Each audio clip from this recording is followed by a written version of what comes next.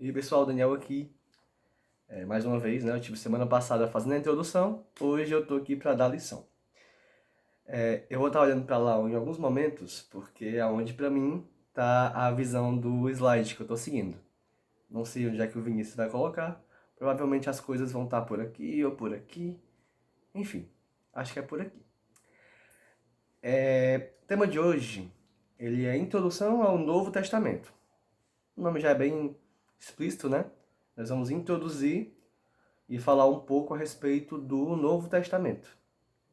A gente vai se desenrolar em alguns passos, mas antes de começar, eu gostaria de recomendar para quem não está assistindo ao vivo, para quem está assistindo a gravação, para quem está assistindo depois do momento ao vivo, que você pause esse vídeo ou pare esse vídeo e assista os anteriores. A gente tem 3 vídeos. O primeiro com a Ana Priscila, falando a respeito da Bíblia em si, do estudo da Bíblia. Depois do Henrique, falando dos povos judeus. Nós temos o pastor falando sobre a cultura e história greco-romana. E eu vou falar sobre introdução ao Novo Testamento. Então, é importante que você tenha assistido ou que você assista esses 3 vídeos, para que alguns termos, quando eu for falar aqui, e eu não explicar, ou eu explicar muito brevemente, você entender que já foi falado antes, e é por isso que eu não vou entrar muito neles, para não entrar num conteúdo ou em um ponto que já foi falado em outra aula por outra pessoa. Ok? Então a gente fica nesse combinado de que alguns termos que eu vou falar brevemente ou não vou explicar, é porque provavelmente já foi explicado em alguma outra aula. Se você está assistindo ao vivo, você anota o termo. Quando for assistir a aula, as gravadas, se você tiver algum interesse, recomendo novamente. Você possa saber quais são os termos que você se enganchou e ver se foi explicado em algum momento. Se sim, você faz essa anotação, confere e entende o que foi explicado, o que foi falado. Se não, você pode colocar uma nota embaixo, eu posso ver, responder. Você pode me perguntar se você tiver meu contato. Enfim, a gente está aqui apto a tirar as dúvidas, ok? Vamos lá. Primeiro ponto é a questão do objetivo da nossa aula. Nossa aula tem um objetivo, ela tem uma linha de raciocínio para se desenvolver e ela se desenvolve para chegar em um objetivo. O objetivo é entender e compreender a finalidade e o contexto o qual o Novo Testamento é escrito, acompanhando a figura principal de Jesus Cristo. A gente já tinha visto antes a questão de que Jesus Cristo é a figura principal da Bíblia e no Novo Testamento não vai ser diferente. A gente vai acompanhar a figura principal de Jesus Cristo. Entender e compreender a finalidade e o contexto, né? Entender tudo ali, aquele mundo, aquele universo. A gente vai se desenvolver em 6 pontos. E o último ponto, que não é um dos 6 pontos, conclusão, ok? Então a gente tem o primeiro ponto, que é o contexto. A gente vai contextualizar em 2 aspectos, o aspecto linguístico e o aspecto religioso. A gente vai ter um conceito das palavras, né? Um conceito a respeito do Novo Testamento. A gente vai entender qual é o conteúdo que é trabalhado nesse Novo Testamento, entender a cronologia que ele é desenvolvido, em que ele é escrito. A gente vai fazer uma breve comparação do Novo Testamento com o Antigo Testamento. A gente vai pegar alguns pontos e fazer essa comparação. Só avisando que se eu estiver fazendo algumas pausas, eu estiver enganchando em algumas palavras, eu estou com rinite e eu estou gravando na área. Então, quero lá passo o guardinha da moto, porque já são 11 horas da noite. E o último ponto, que não é a conclusão, é o cânon bíblico do Novo Testamento. Lembrando novamente que recomendo que assista outras aulas, porque a questão do cânon já foi explicada na primeira aula. E eu vou só adentrar a respeito disso. Ok? Primeiro ponto que a gente vai falar, como eu disse, é a questão do contexto em que o Novo Testamento ele é escrito. Entender que a gente vai dividir em 2 pontos, tanto a língua quanto a religião. A respeito da língua, a gente vai se desenvolver em 4 línguas: o latim, o grego, o aramaico e o hebraico. Entender o porquê dessas 4 línguas são motivos do estudo do contexto. E a religião, que nós vamos nos desenvolver em 3 tópicos, ou 4 mais ou menos, mas que estão todos interligados. Religião, a mitologia, as divindades, os ritos, misticismos também entram, e o império, a questão do imperador. Ok? Visto isso, o primeiro ponto do primeiro ponto. Ponto 1.1. As línguas. Por que a gente se preocupa em entender as línguas? As línguas, elas carregam consigo uma característica muito importante do tempo. A língua, ela tem uma cultura que é carregada, ela tem um povo que fala, ela tem um povo com determinadas especificidades que vão carregar aquela língua. Nós temos 4 línguas, então nós temos 4 pontos diferentes de estudo. Nós temos o latim, o grego, o aramaico e o hebraico. Então é importante a gente entender o porquê que nós temos 4 línguas no desenvolver do Novo Testamento. Lembrando que nós estamos falando no Novo Testamento em um caráter regional romano, né? A gente vai falar bastante a respeito do Império Romano, a figura do Imperador Romano, mitologia romana. Então, entender que as línguas são relativas ao Império Romano, que é o nosso ponto principal, é onde se vai desenvolver a igreja e tudo mais. Então, focar na questão regional que a gente está trabalhando. Nós estamos trabalhando no Império Romano. Ok? Primeira língua é o latim. O latim que é a língua oficial e mais usada no ocidente do Império Romano. O latim que vai se desenvolver como uma das línguas principais ao longo dos tempos, né? Tanto que a igreja vai adotar essa língua um pouco mais à frente, o latim. E ela vai ser a língua oficial usada no ocidente, principalmente, né?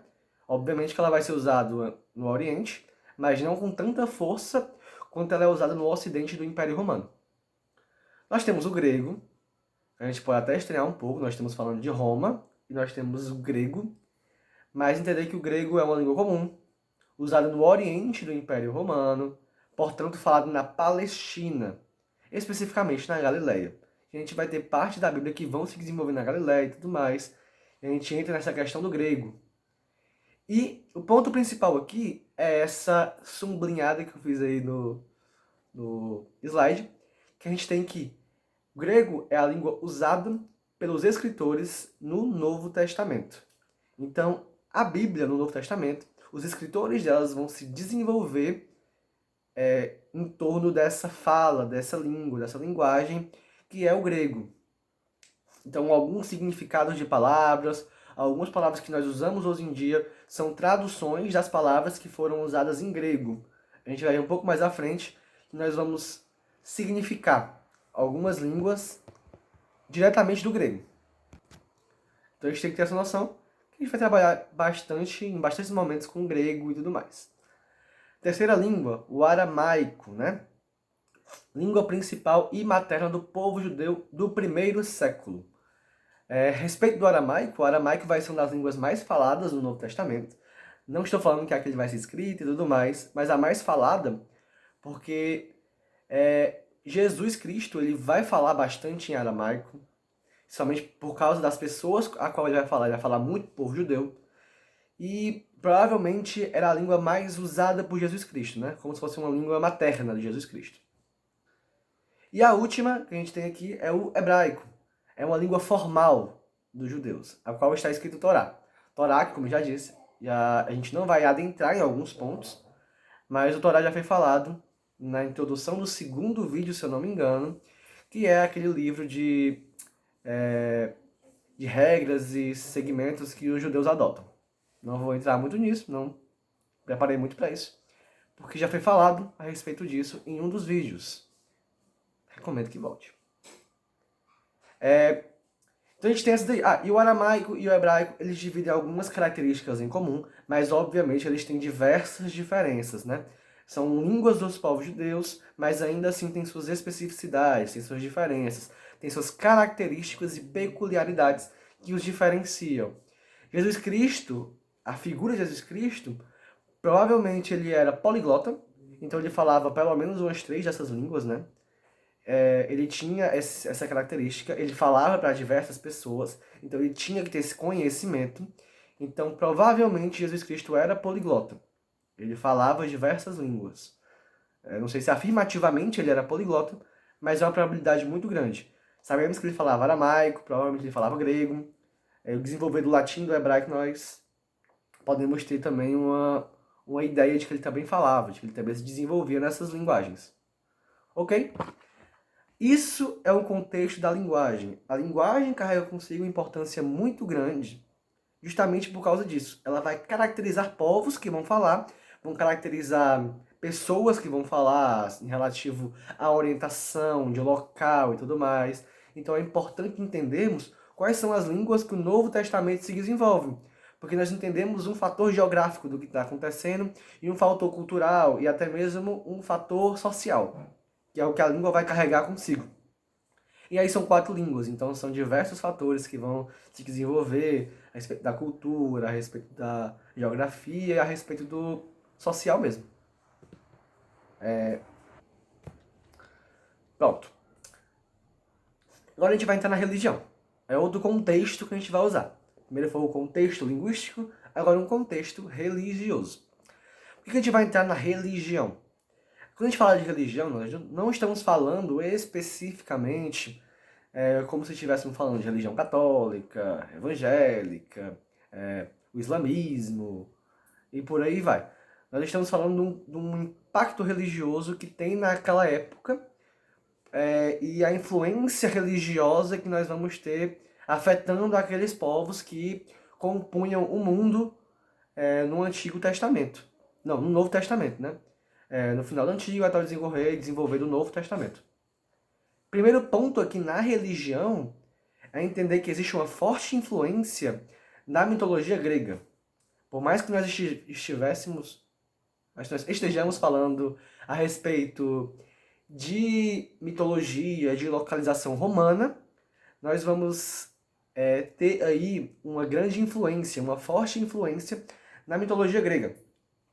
Se nós fizermos uma análise comparativa e tudo mais, nós vamos perceber facilmente que os romanos adaptaram diversas divindades da cultura grega para a sua cultura.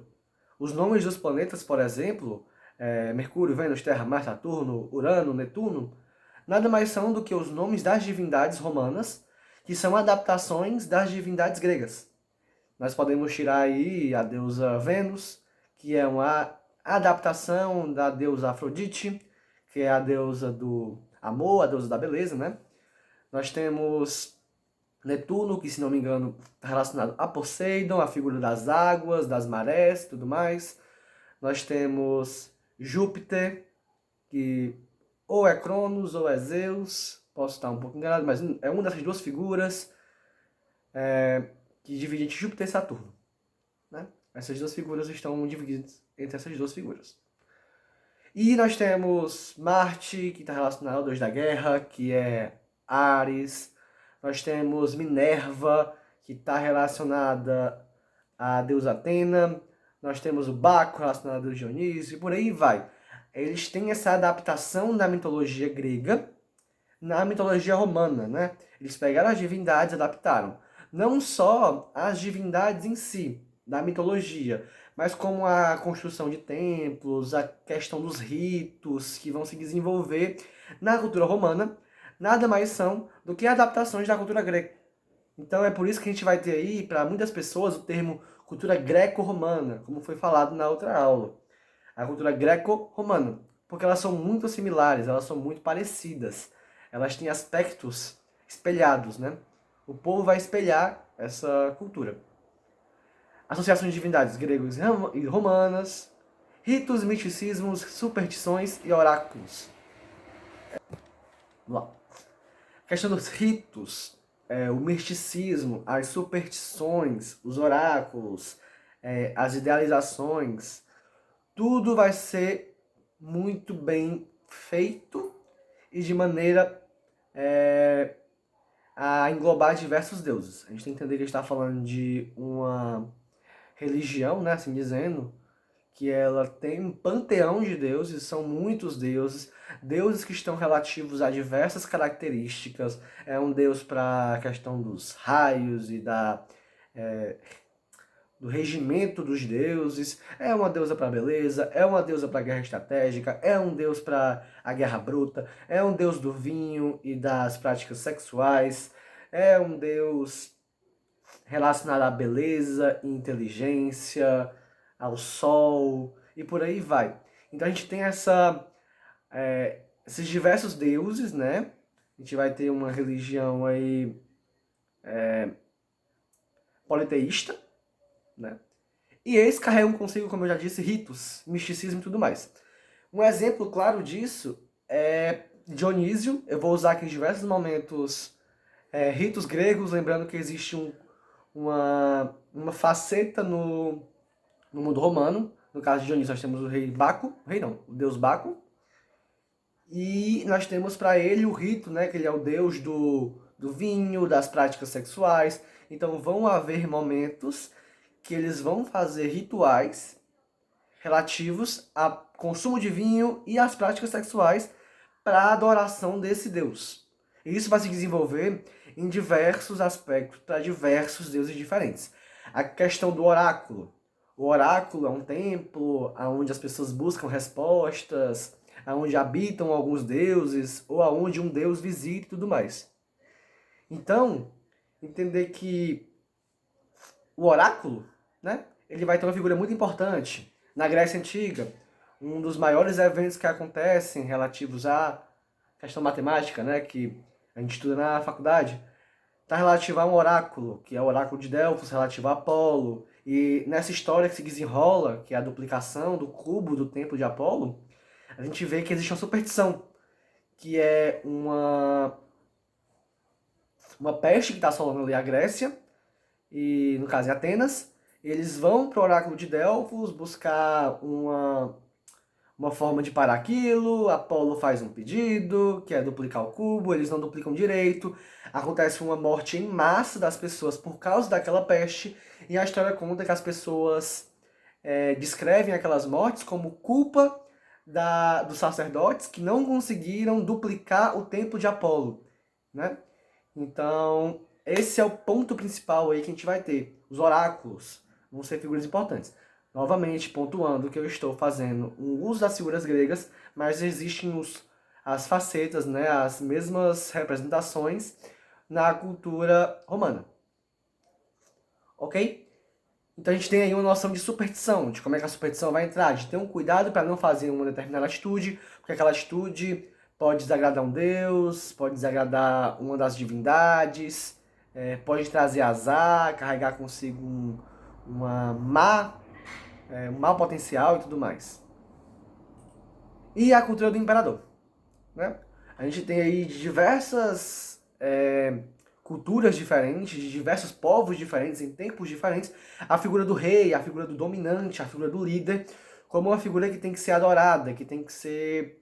que você tem que se prostrar, que você tem que trazer cultos a ela, tudo mais. Ela vai estar comparada a um deus, como a gente pega o Antigo Egito, onde nós temos o faraó, que é dado como Horus vivo. Nós temos o desenvolver na cultura babilônica, a cultura do Império Romano, a Grécia. Isso vai se desenvolver até a queda do Império Bizantino. A gente vai ter isso antes das grandes navegações, depois das grandes navegações, o impacto que isso vai ter em grandes eras, né, em grandes momentos da história, como a queda da Bastilha, ali no momento da Revolução Francesa e tudo mais. A gente tem uma figura muito forte do imperador, no caso do rei. Nós temos do desenvolver dos feudos, a cultura do senhor feudal, como alguém que tem total poder, que tem que ser adorado, que tem que ser prostrado diante dele. A gente tem essa prática que se desenvolve até o início e meados do século XX, né?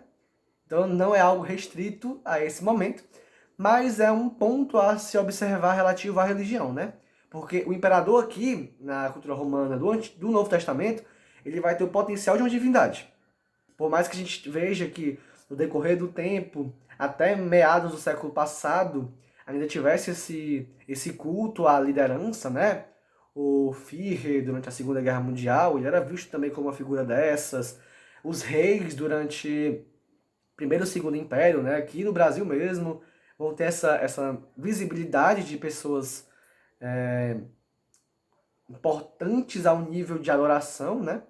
Então a gente vai ter se desenvolver, se desenrolar aí de uma figura adorada. E o imperador, ele vai ter esse culto a ele, essa questão de você se prostrar, a questão de você obedecer e entender ele como se fosse uma divindade. E é aí que vai se desenrolar boa parte da história, ali na figura de Jesus Cristo, quando sabe que vai nascer o novo rei dos judeus, o desespero de Herodes e tudo mais. Vem diante disso, de perder o poder, de perder a pose, de perder o posicionamento ali que eles têm.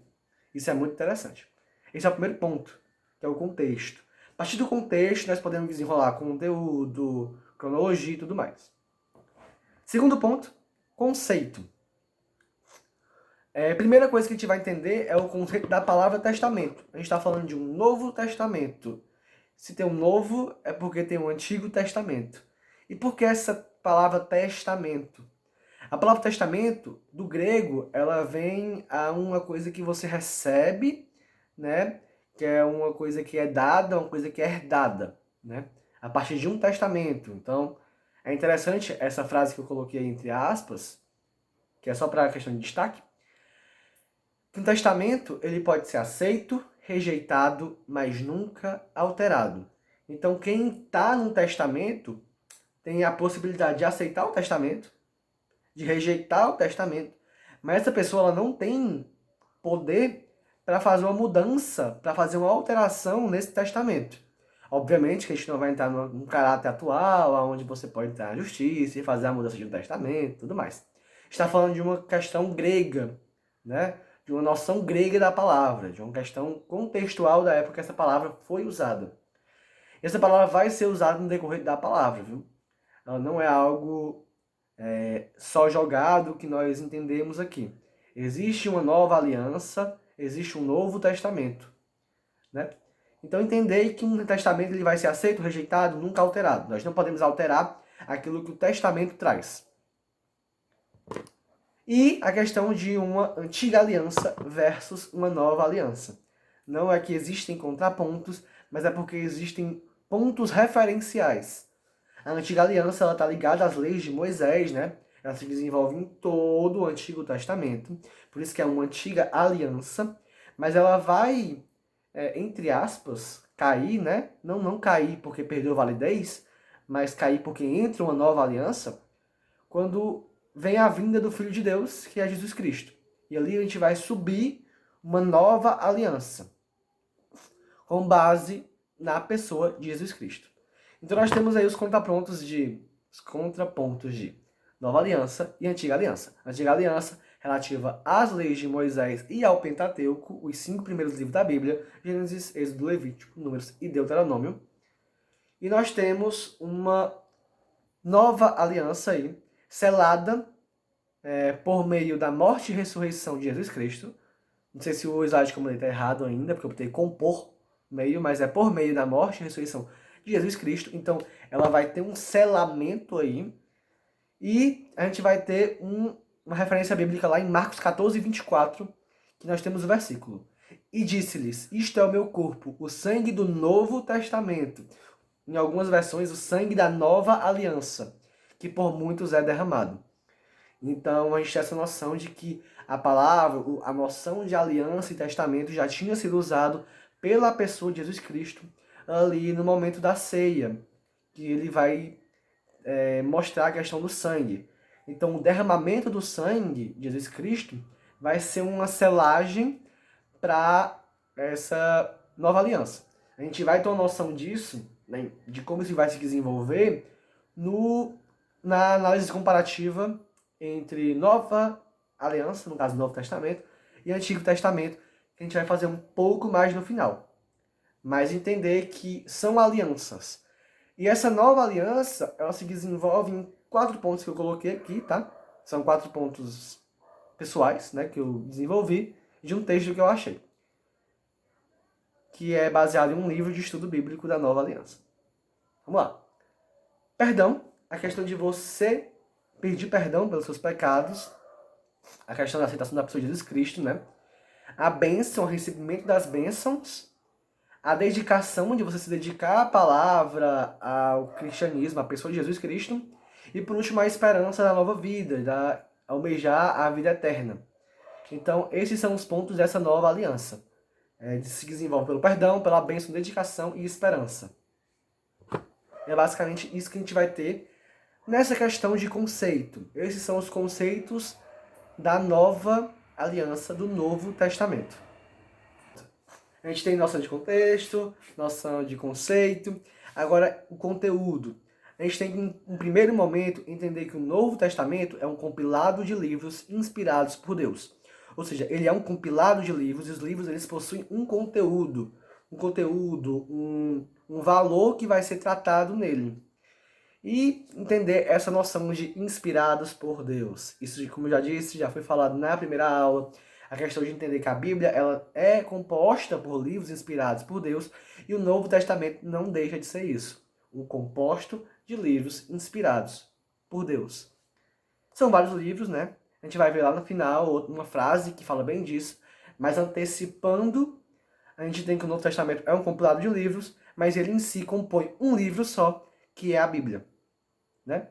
Então, a gente tem essa noção aí básica de Novo Testamento.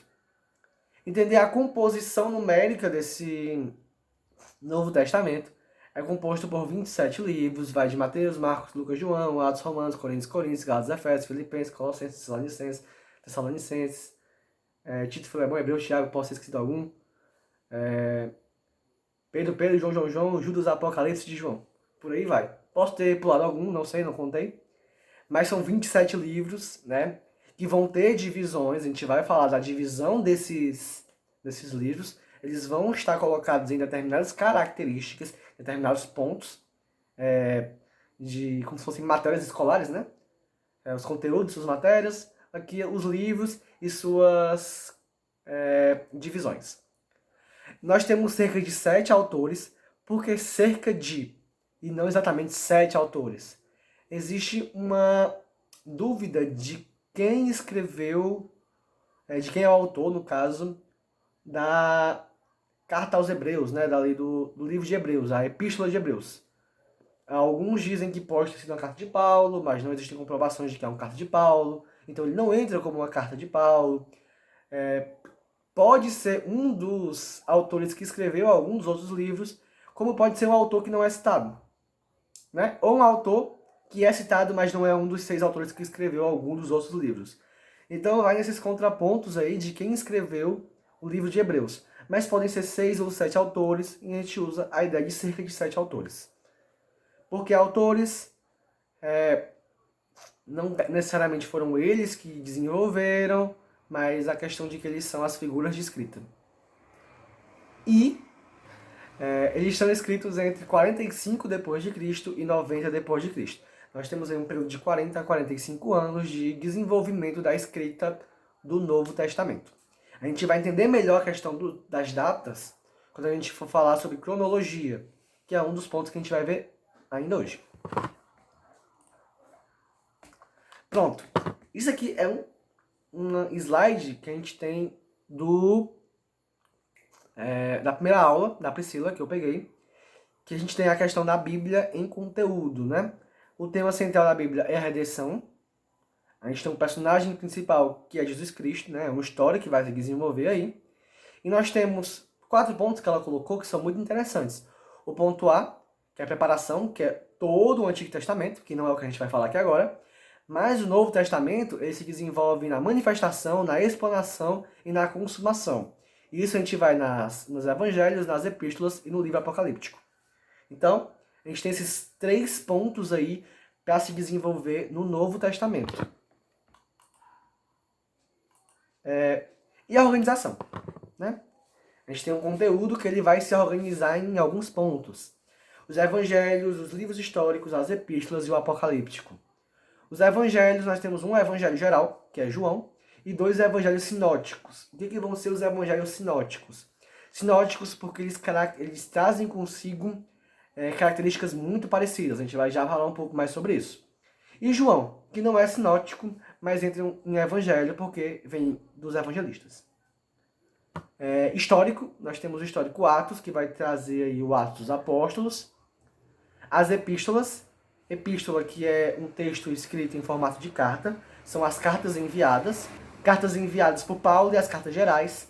As de Paulo são as epístolas paulinas, que vão se desenvolver em 3 outras classificações, que são as epístolas paulinas eclesiásticas, Eclesiástico, porque é relativo, relacionado, referente às igrejas, né? Eclesiástico, ao povo que compõe alguma igreja. Romanos, a igreja de Corinto, a igreja de Gálatas, de Éfeso, Filipos, a de Colossenses, a de Tessalônica. Essas são as epístolas, essas são as igrejas. As epístolas paulinas pastorais, que vão para pessoas responsáveis pelas igrejas, né, os pastores, né, assim dizendo, Timóteo e Tito, e uma epístola pessoal de Paulo. E epístolas gerais, que não é de Paulo, mas tem seus autores, né? Nós temos a epístola de Hebreus, que fica a dúvida de quem escreveu Hebreus, a de Tiago, quem escreveu fica um pouco óbvio, as de Pedro, que vieram de Pedro, e os 3 livros de João e o livro de Judas. E por último, o livro apocalíptico, que é só um, que é o livro de Apocalipse, né? Isso é um pouco óbvio, que ele traz consigo as noções da consumação, né? As noções apocalípticas, do que vão acontecer e das promessas e tudo mais. Relativo aos sinóticos, que já falei, né? A gente tem um gráfico aí, um pouco mistureba, mas é um gráfico que mostra por que eles são sinóticos, que são as características que eles compartilham. Eles são muito similares entre si. O conteúdo deles é, em alguns casos, quase nada original. A gente tem aí o livro de Marcos com 3% de exclusividade do livro de Marcos. E 18% ele compartilha com o livro de Mateus, 3% com o livro de Lucas, e 76% dele está em todos os livros, né? Que está em comum não só com Lucas ou não só com Marcos, mas tanto com Mateus. Mas tanto com Lucas quanto com Mateus. A gente percebe aí que Marcos tem 3%, Mateus tem 20% e Lucas tem 35%. Mas em todos eles, a maior parte se desenrola em divisões igualitárias, né? Em mesmos conteúdos. Pausar. Pronto. Mesmos conteúdos. Marcos, a gente tem 97% de compartilhamento de informações, Lucas 65%, é bem menor do que Marcos, que é 97%, mas não deixa de ser a maior parte, majoritariamente, e Mateus, que tem 80%, né? Então é bem notório porque que eles são sinóticos, porque eles compartilham consigo boa parte do conteúdo. O que o João não vai entrar aí? João não vai se preocupar em falar das mesmas coisas que eles falam. Obviamente que ele vai ter pontos similares, que vão estar em ambas as obras, mas ele se preocupa muito em falar da figura divina de Jesus Cristo. Então ele não vai estar tão relacionado a esses, mas não deixa de ser um evangelho, de falar da história de Jesus Cristo. Esse vai ser a preocupação dos evangelhos, falar a respeito da trajetória de Jesus Cristo.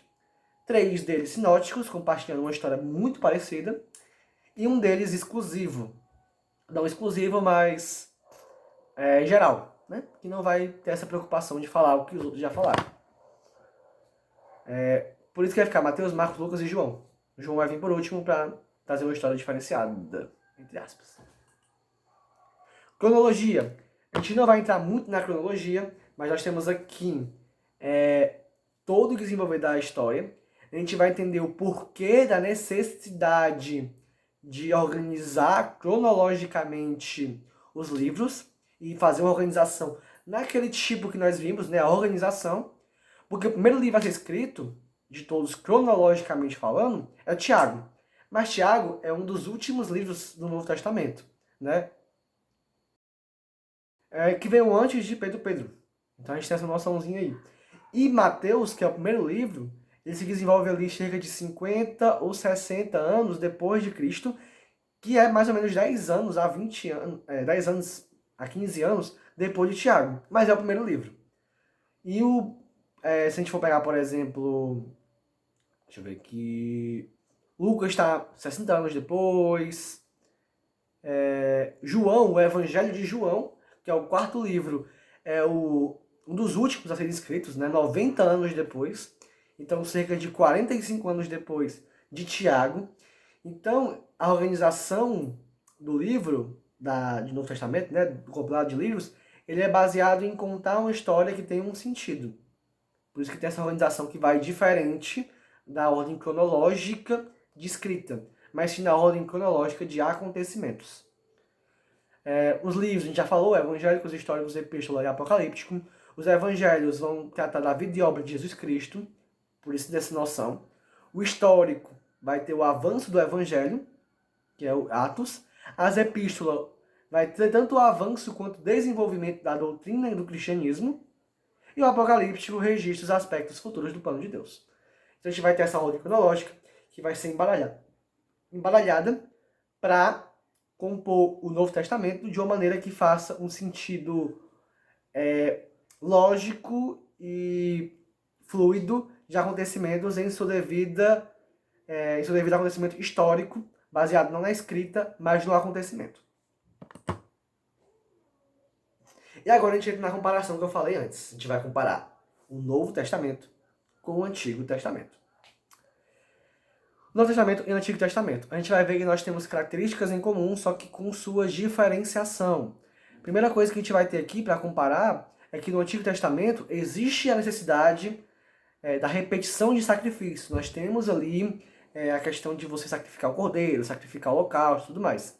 Existe essa prática no Antigo Testamento. Que a gente percebe aqui que existe uma repetição dessa prática. Não é uma prática que vai acontecer uma, duas ou três vezes. Ela vai se desenvolver com repetições. Enquanto no Novo Testamento existe o Cordeiro vivo, né, o Cordeiro Santo, que é Jesus Cristo, que vai ser um sacrifício único e suficiente. Então é aí que entra uma diferenciação. Mas ainda assim existe uma questão de uma figura de sacrifício. A gente tem esse ponto, né? E se desenvolve outra por noção pascual. No Antigo Testamento nós temos a Páscoa como o Êxodo, a Páscoa da nação, que é a saída do povo do Egito, ali a libertação do povo de Deus no livro de Êxodo, o desenvolver ali das pragas e tudo mais, que é um Êxodo. Enquanto no Novo Testamento a gente tem outro Êxodo, que é o Êxodo de Cristo, que é o Cordeiro Pascual. A gente tem essas duas figuras pascuais aí, que vai se desenvolver no período da Páscoa. A lei externa e a lei intensa. Uma lei externa baseada em sacrifícios e uma lei intensa baseada em fé e amor. Nós temos sinais. Sinais que estão relativos não a um sinal, mas a práticas. No Antigo Testamento, uma aliança baseada na prática da circuncisão do judeu. Enquanto no Novo Testamento não existe essa necessidade da circuncidação. Essa palavra? Circuncisão. Palavra difícil. Mas agora nós temos o batismo como uma forma de representar aí o nascimento para a nova vida e tudo mais. A morte do antigo homem, o nascimento do novo homem e tudo mais. Então nós temos esses dois pontos aí relativos a sinais. Nós temos a designação, antigamente a Israel, ao povo de Israel, e agora a igreja, as pessoas que vão disseminar a palavra de Cristo.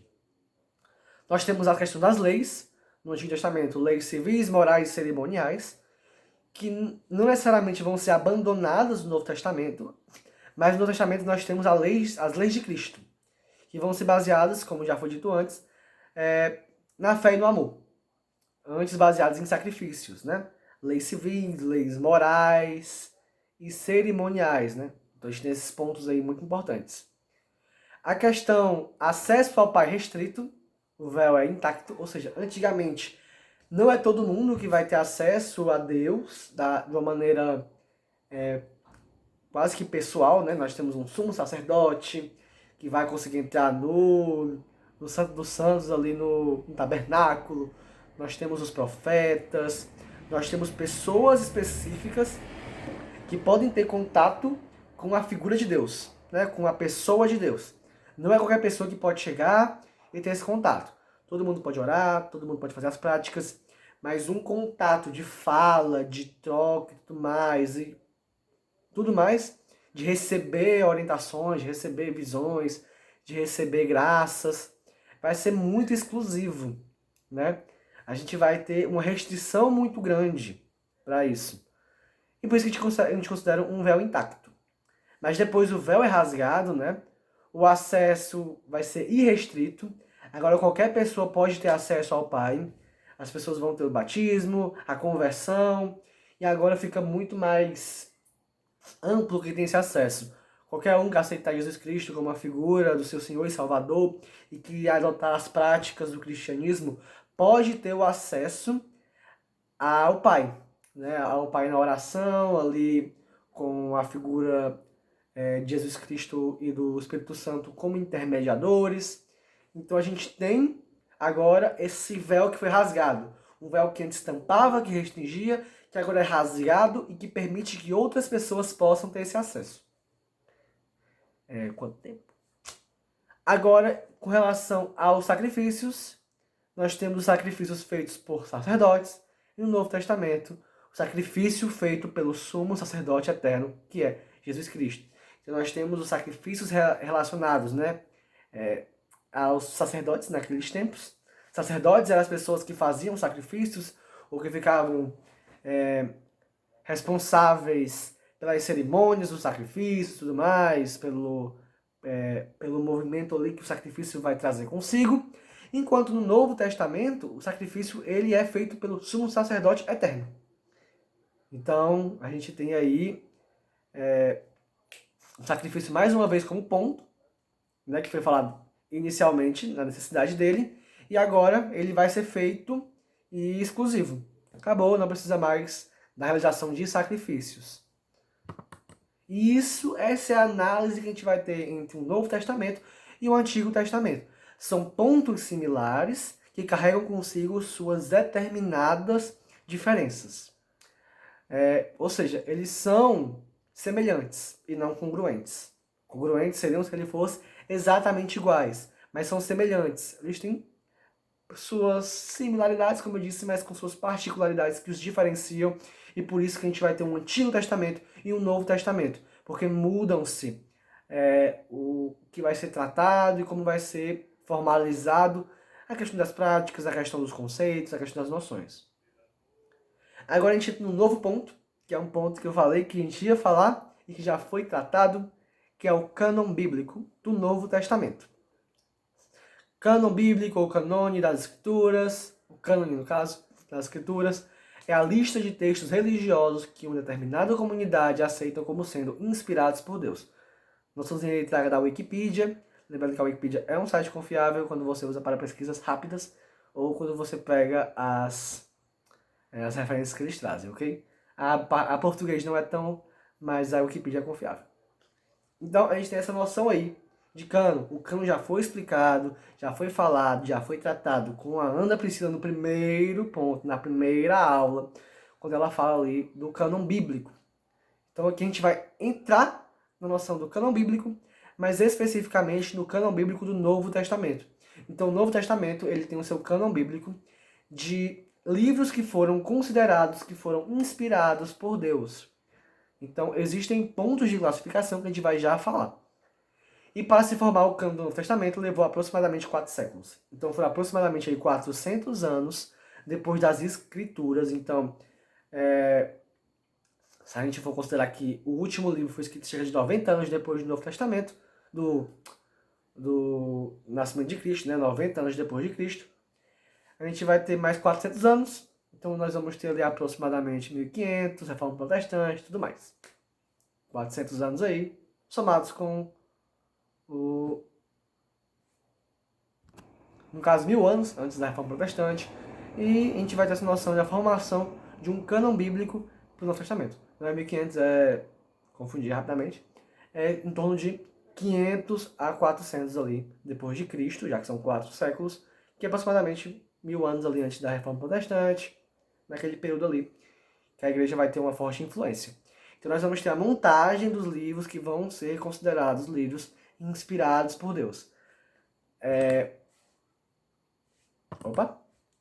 Então, o que define o cânon? Quais são os pontos que nós vamos ter para considerar um livro como cânon? A gente sabe que tem que ser um livro inspirado por Deus, mas nós vamos definir aí em 3 pontos, né? Primeiro ponto, o livro foi escrito, supervisionado ou aprovado por algum dos apóstolos? Pronto, essa é uma primeira pergunta que você tem que se fazer. Ele foi escrito, supervisionado ou aprovado por um apóstolo? Então, nós vamos ter o desenvolvimento de vários livros que vão ser escritos, outros que vão ser supervisionados, né, que vão ter a supervisão, a orientação de um apóstolo, e outros que os apóstolos aprovam, que os apóstolos participam. Então, esse é um primeiro ponto. O segundo, o seu conteúdo é de natureza essencialmente espiritual? Aí nós temos essa pergunta. Se sim, nós vamos pulando aí para outra pergunta, que é: houve a aceitação pela igreja do primeiro século? Aquela igreja ali, lembra que o primeiro século é a igreja que nós vamos ter a figura de Paulo, a igreja que os apóstolos vão estar espalhando, disseminando pelo mundo. Então, aquela igreja que possuía a presença dos apóstolos, da figura de Paulo, aceitou esses livros e em seu conteúdo há provas de inspiração divina. Esse ponto é muito interessante porque os livros eles vão demonstrar que existe uma inspiração divina ou que a pessoa que escreveu possui uma inspiração divina. E por isso que a gente aceita esse livro como compunho do cânon, ou cânon, do Novo Testamento. Aqui nós temos algumas provas, né, de alguns livros. 1 Timóteo 5,18 vai citar Lucas e Deuteronômio. Então ele vai usar livros que já foram falados, que já foram citados. Lembrando que 1 e 2 Timóteo são cartas paulinas. Nós vamos ter a figura de Paulo, que teve contato com Pedro. Tudo se desenvolver da história. Então nós temos um apóstolo que escreveu, que cita outras passagens bíblicas. Nós temos o livro de 2 Pedro, que vai citar Paulo. Então nós vamos ter essas montagens aí de livros se citando. E os apóstolos Paulo, tanto em Colossenses 4, em 1 Tessalonicenses 5, versículo 16 de Colossenses 4 e versículo 27 de Tessalonicenses 5, no caso 1 Tessalonicenses. E João, no Apocalipse 1, versículo 3, eles mostram que eles têm convicção dos escritos, que os seus escritos, né, que aquilo que eles escrevem vem do Senhor e que são inspirados por Deus e que precisam, que necessitam e que devem ser transmitidos ao maior número de pessoas possível, porque são inspirados. Se são inspirados por Deus, tem que chegar ao máximo de pessoas possível. Apocalipse 3, né, eu trouxe aí, 1 e 3, eu trouxe aí como um exemplo. Bem-aventurado aquele que lê e os que ouvem as palavras dessa profecia e guardam as coisas que nela estão escritas, porque o tempo está próximo. Então, João, lá em Apocalipse, ele tem convicção no que ele está escrevendo, ele está certo que o que ele está escrevendo é devidamente inspirado e ele tem convicção de que o que ele está escrevendo tem que ser disseminado, tem que ser falado, tem que ser espalhado, tem que ser transmitido ao máximo de pessoas possíveis e que quem escuta tem graça, é bem-aventurado, é abençoado. Ok? Então essa é a relação do cânon. Depois de tudo isso, da gente fazer essa perspectiva geral aí, a gente tem que ir entendendo o contexto em que é escrito, porque o contexto ele vai carregar consigo a noção histórica da época e a noção social, a noção cultural e tudo mais. A gente viu a língua, a gente viu religião, a gente entrou numa questão de conceitos para entender o porquê que a gente usa esses termos de testamento e de aliança que é formada. A gente perpassou pelo conteúdo e pela cronologia, que a cronologia ela não segue a ordem do conteúdo, mas o conteúdo ele organiza a cronologia para que exista um sentido cronológico de eventos e não um sentido cronológico de escrita, e que cada livro, os conteúdos dos livros possuem similaridades que os dividem em determinadas classificações, sendo estas uma classificação relativa aos evangelhos, a uma questão histórica, as epístolas, o apocalíptico. Depois disso, nós conseguimos fazer uma comparação, uma análise comparativa naquelas tabelinhas. Por sinal, nós tivemos muitas tabelas nessa aula. A tabelinha do Novo e do Antigo Testamento, que fez uma comparação de coisas similares com suas diferencialidades. E por último, nós entendemos o cânon, de como aquilo é escrito, de como aquilo se desenvolve e o que define o porquê que esses livros vão ser aceitos para compor o Novo Testamento.